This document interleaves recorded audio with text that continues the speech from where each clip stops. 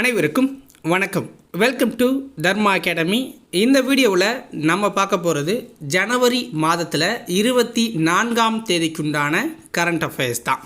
வீடியோக்குள்ளே போகிறதுக்கு முன்னாடி முக்கியமான ஒரு அப்டேட் என்ன அப்படின்னா, டிஎன்பிஎஸ்சி குரூப் 4 எக்ஸாமுக்கு உண்டான வினா வங்கி புத்தகங்கள் நம்மக்கிட்ட அவைலபிளாக இருக்குது. உங்களுக்கு தேவை அப்படின்னா 9698645126 அப்படிங்கிற இந்த வாட்ஸ்அப் நம்பருக்கு ஒரு மெசேஜ் பண்ணுங்கள். உங்களுக்கு என்னென்ன வினா வங்கி புத்தகங்கள் இருக்குது அப்படிங்கிற டீட்டெயில்ஸ் கொடுப்பாங்க. ப்ளஸ் அதோட ப்ரைஸ் சொல்லுவாங்க. உங்களுக்கு பிடிச்ச சப்ஜெக்ட்ஸை வாங்கி நீங்கள் டெஸ்ட் ப்ராக்டிஸ் பண்ணலாம். ஓகேவா? இந்த வீடியோக்குள்ளே போகிறதுக்கு முன்னாடி மறக்காமல் வீடியோவுக்கு ஒரு லைக்கை பண்ணி விட்ருங்க. சேனலை இது வரைக்கும் நீங்கள் சப்ஸ்கிரைப் பண்ணலை அப்படின்னா அந்த சப்ஸ்கிரைப் பட்டனையும் கிளிக் பண்ணால் தான் நம்ம போடுற அடுத்தடுத்த வீடியோக்கள் உங்களுக்கு நோட்டிஃபிகேஷனாக வரும். வாங்க வீடியோக்குள்ளே போகலாம். முதல் வினா பாருங்கள். 2024ஆம் ஆண்டுக்கான பாரத ரத்னா விருது அறிவிக்கப்பட்டுள்ள கர்பூரி தாக்கூர் எந்த மாநிலத்தை சேர்ந்தவர்? 2024ஆம் ஆண்டுக்கான பாரத ரத்னா விருது யாருக்கு அறிவிக்கப்பட்டிருக்கு? கர்பூரி தாக்கூர் அப்படிங்கிறவருக்கு அறிவிக்கப்பட்டிருக்கு. அவர் எந்த மாநிலத்தை சேர்ந்தவர்? ஆன்சர் என்ன? பீகார் மாநிலத்தை சேர்ந்தவர் தான் கர்பூரி தாக்கூர் அப்படிங்கிறவர். ஓகேங்களா? காங்கிரஸ் அல்லாத முதல் சோசலிச தலைவராக அறியப்பட்டவர் தான் இந்த கர்பூரி தாக்கூர். மக்கள் தலைவர் அப்படின்னும் அழைக்கப்பட்டார். பீகாரில் பிறந்த அவர் 1924 ஜனவரி 24ஆம் தேதி தான் பிறந்தார். அவருடைய பிறந்த தினமான இன்றைக்கி அறிவிக்கணும் அப்படின்னு தான் அறிவிச்சிருக்காங்க. 1970-71 காலகட்டங்கள்லையும் 77 79 காலகட்டங்கள்லையும் பீகார் மாநிலத்தோட முதல்வராக பதவி வகிச்சிருக்கார். ஓகேங்களா? 2 முறை பதவி வகிச்சிருக்காரு பீகார் முதல்வராக.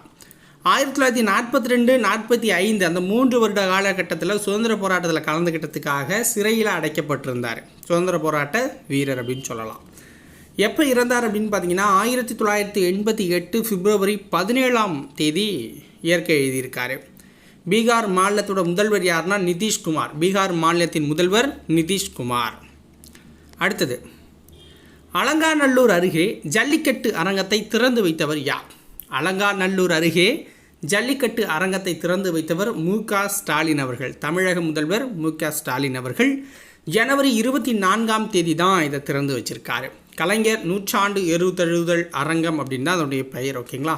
ஸோ இன்றைக்கி திறந்து வச்சு இன்றைக்கி ஜல்லிக்கட்டும் அங்கே நடந்துக்கிட்டு இருக்குது. கலைஞர் நூற்றாண்டு எருதழுதல் அரங்கம். ஸோ அதில் நிறைய ஸ்பெசிலிட்டி இருக்குது. நூலகம் இருக்குது, மருத்துவமனை இருக்குது, அதாவது ஃபஸ்ட் எய்ட் முதலுதவி தரத்துக்கு இருக்குது, ரெஸ்ட் ரூம் இருக்குது, மாடுபிடி வீரர்கள் தங்குறதுக்கான இடமும் இருக்குது. எல்லாமே பிரம்மாண்டமாக கட்டியிருக்காங்க. கிட்டத்தட்ட 62 கோடி ரூபாய் செலவு பண்ணியிருக்காங்க. 83,462 சதுர அடி பரப்பளவில் இதை கட்டியிருக்காங்க. உலகத்திலேயே ஏறுதழுவதற்காக அமைக்கப்பட்ட முதல் அரங்கம் அப்படின்னா இதுதான், பிரம்மாண்ட அரங்கம். ஓகேங்களா? அடுத்தது என்ன? 2வது வினாவுக்கு முடிஞ்சிச்சு. 3வது வினா, 1000 கோடி முதலீட்டில் மின்னணு சாதனங்களுக்கான கண்ணாடி பொருட்கள் எங்கு உற்பத்தி செய்ய ஒப்பந்தம் போடப்பட்டுள்ளது? 1000 கோடி முதலீட்டில் மின்னணு சாதனங்களுக்கான கண்ணாடி பொருட்கள் எங்கு உற்பத்தி செய்ய ஒப்பந்தம் போடப்பட்டிருக்குன்னா காஞ்சிபுரத்தில் பிள்ளைப்பாக்கம் தொழிற்பூங்காவில், சிப்காட்டில். ஓகேங்களா? அதாவது பாரத் இனோவேட்டிவ் கிளாஸ் டெக்னாலஜிஸ் நிறுவனம் இருக்குல்ல, அவங்க அமெரிக்காவை சேர்ந்த கார்னிங் இன்டர்நேஷ்னல் கார்ப்பரேஷன் மற்றும் இந்தியாவை சேர்ந்த ஆப்டிமஸ் இன்ஃப்ராகிராம் லிமிடெட் ஆகிய நிறுவனங்களின் கூட்டு தான் இது. ஸோ இவங்க தான் ஸ்டார்ட் பண்ணுறாங்க. ஓகேங்களா? காஞ்சிபுரம் மாவட்டம் சிப்காட்டில் உள்ள பிள்ளைப்பாக்கம் தொழிற்பூங்காவில் 1003 கோடி முதலீட்டில் கைபேசி முன்பக்க கண்ணாடி தயாரிக்க இருக்காங்க இந்த நிறுவனம். ஸோ அதுக்கான ஒப்பந்தம் போடப்பட்டிருக்கு. இந்த ஒப்பந்தம் போடும்போது பார்த்திங்க அப்படின்னா தமிழக தொழில்துறை அமைச்சராக இருக்கிற டிஆர்பி ராஜா இருந்திருக்கிறாரு. தமிழக தலைமை செயலாளரான சிவதாஸ் மீனா இருந்திருக்காங்க. தமிழக தொழில்துறை செயலாளரான வி அருண்ராய் அவர்களும் இருந்திருக்கிறாங்க. ஓகேங்களா? அடுத்தது, தமிழகத்தில் மாநில மகளிர் கொள்கைக்கு எப்பொழுது அமைச்சரவை ஒப்புதல் வழங்கியச்சு? தமிழகத்தில் மாநில மகளிர் கொள்கைக்கு எப்பொழுது அமைச்சரவை ஒப்புதல் வழங்குச்சு அப்படின்னா ஜனவரி 23ஆம் தேதி ஒப்புதல் கொடுக்கப்பட்டிருக்கு. மகளிர் நலன்களுக்கு வழிவகை செய்யும் மாநில மகளிர் நலக் கொள்கைக்கு ஒப்புதல் வழங்கப்பட்டிருக்கு ஜனவரி 23ஆம் தேதி. ஜனவரி 23ஆம் தேதி மு.க. ஸ்டாலின் தலைமையில் அமைச்சரவை கூட்டம் சென்னையில் நடந்துச்சு. இந்த கூட்டத்தில் தான் ஒப்புதல் கொடுத்துருக்காங்க.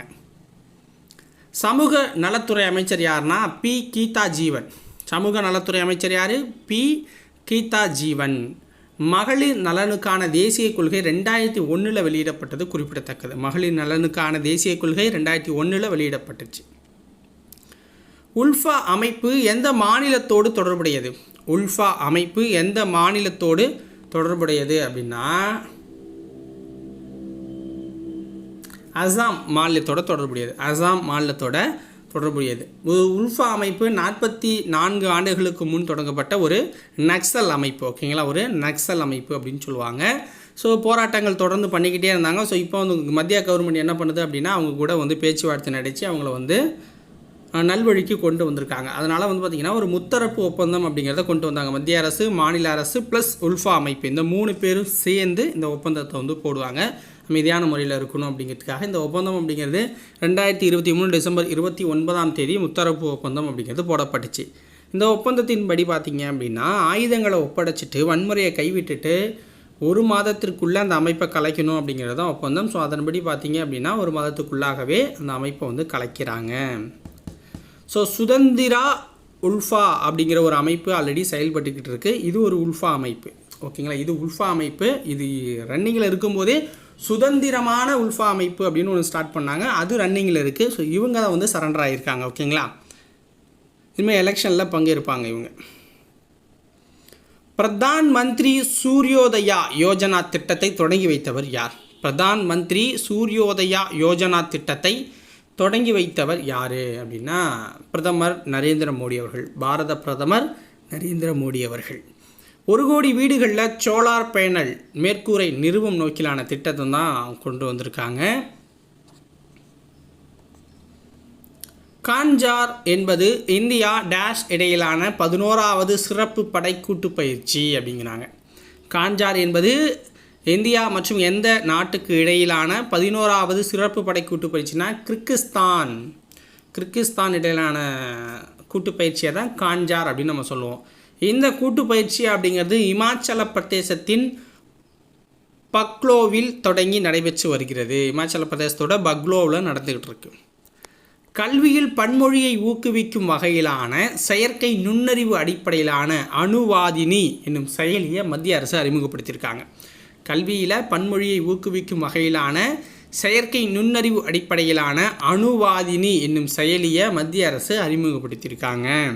ஸோ இதோட இந்த வீடியோ பதிவு முடியுது. உங்களுக்கு பிடிச்சிருந்துச்சுன்னா ஒரு லைக்கை போட்டு விடுங்க, பிடிக்கலன்னா டிஸ்லைக்கை பண்ணுங்கள். ஆனால் ஏதோ ஒன்று பண்ணுங்கள், ஓகேவா? ஸோ அதுதான் எங்களுக்கு முக்கியமானது. பிடிக்கலன்னா டிஸ்லைக் பண்ணிட்டு கமெண்ட்ஸில் ஏன்னு சொல்லுங்கள். நாங்கள் எங்களுடைய தவறுகளை திருத்திக்கிட்டு அடுத்த ஸ்டெப்ஸ் வந்து போவோம்.